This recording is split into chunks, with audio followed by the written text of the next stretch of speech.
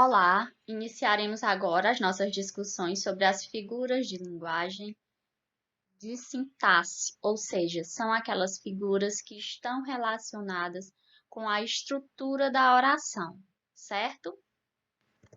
Começaremos pela elipse.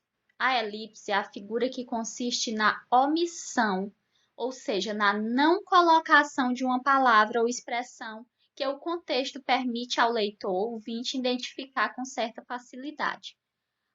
A elipse é a omissão de uma palavra ou termo, ou seja, é quando naquela frase, mesmo aquela palavra ou aquele termo não estando presente, a gente consegue compreender a oração direitinho.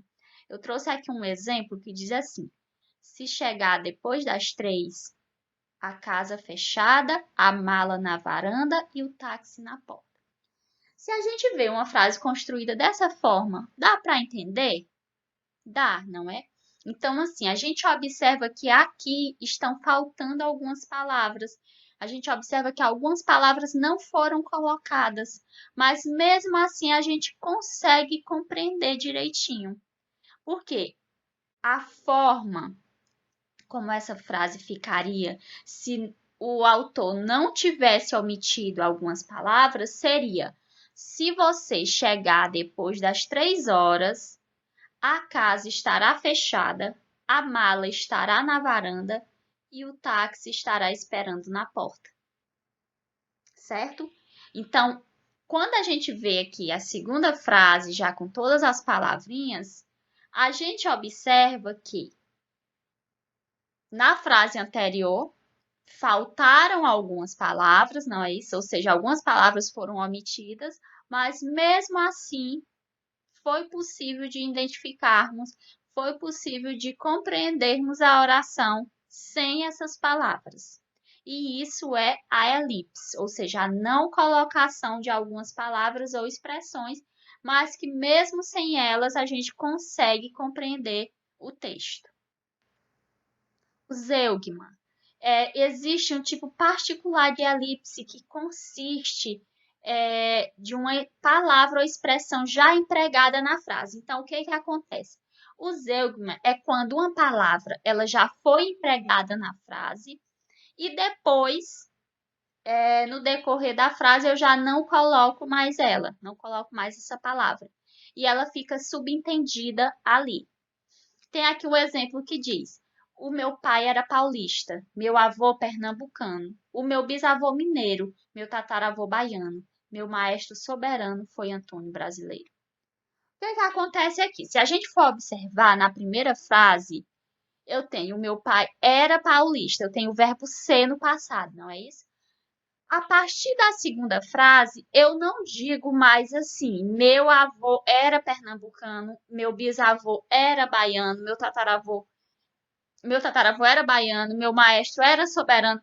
Observe que no decorrer das outras frases eu não repito mais o verbo era. Só que esse verbo ele fica subentendido nas outras orações, certo?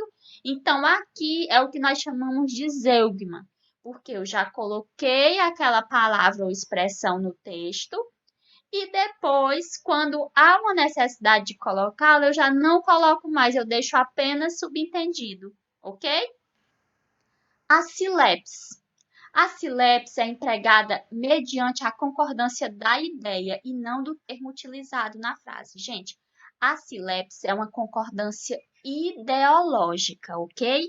É quando eu concordo ideias e não os termos em si dentro da frase. Por exemplo, eu tenho a silepse de gênero, que é quando há discordância entre os gêneros feminino e masculino. Eu digo assim: a velha São Paulo cresce a cada dia. O que a gente pode observar? Que a palavra São Paulo é masculina, não é isso? Porém, quando eu digo a velha São Paulo, a velha eu estou me referindo o quê? À cidade de São Paulo. Então, aqui eu estou fazendo uma concordância ideológica com a palavra cidade. A palavra ela não está presente aqui. mas a gente faz essa concordância de uma forma ideológica com ela. Temos também a silepse de número, que é quando há discordância entre o singular e o plural. Eu digo assim: o povo se uniu e gritavam muito alto nas ruas. Observe que aqui o verbo gritar está na terceira pessoa do plural. E nós temos o sujeito, o povo, que está no singular. Mas quando eu digo o povo nos passa a ideia de quê? De que são muitas pessoas, de que é muita gente. Então, mais uma vez, eu vou fazer uso da concordância ideológica. Ou seja, eu vou utilizar o verbo no plural, porque vai nos passar a ideia de que o povo significa não só uma pessoa, mas sim muitas pessoas. E nós temos também a silepse de pessoa, que é quando há discordância entre o sujeito, que aparece na terceira pessoa, e o verbo que surge na primeira pessoa do plural. Eu digo assim: todos os pesquisadores estamos ansiosos com o Congresso. Observe que todos os pesquisadores é terceira pessoa do plural, não é isso? Ou seja, a forma correta, digamos assim, seria: todos os pesquisadores estão ansiosos com o Congresso. Só que entre esses pesquisadores que estão ansiosos com o Congresso, eu também me incluo. Por isso, ao invés de colocar o verbo na terceira pessoa do plural, eu coloco na primeira pessoa do singular, na primeira pessoa do plural. Por quê? Porque eu também sou uma das pesquisadoras que estou ansiosa com o Congresso, ok? E o pleonasmo consiste em intensificar o significado de um elemento textual por meio de uma palavra que expressa a redundância ou repetição. Gente, o pleonasmo é a repetição. Quando eu digo subir para cima, descer para baixo, quando a gente sobe para cima, não é isso? Então, basta dizer subir, não precisa dizer subir para cima. Quando a gente desce para baixo, então não precisa dizer descer para baixo. Sair para fora, quando a gente sai, é para fora, não é isso? Entrar para dentro, quando a gente entra, é para dentro. Então, assim, quando eu utilizo essas palavras, essas expressões repetitivas, eu estou fazendo uso do pleonasmo. Eu trouxe aqui um exemplo. Saia para fora, Rex. E aí o outro cachorro diz assim: ela te enxotou com pleonasmo? Impossível, ela não seria capaz. Então, o que era?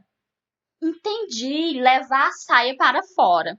Então, o que é que nós temos aqui? Nós temos um exemplo, né, de um pleonasmo. Quando eu digo para alguém, saia para fora, não tem como sair para dentro. Então, basta dizer saia, né? Não precisa dizer para fora. Porque quando eu digo saia para fora, eu estou sendo redundante e isso nós chamamos de pleonasmo, ok? Essa foi a referência utilizada. Um abraço a todos e todas.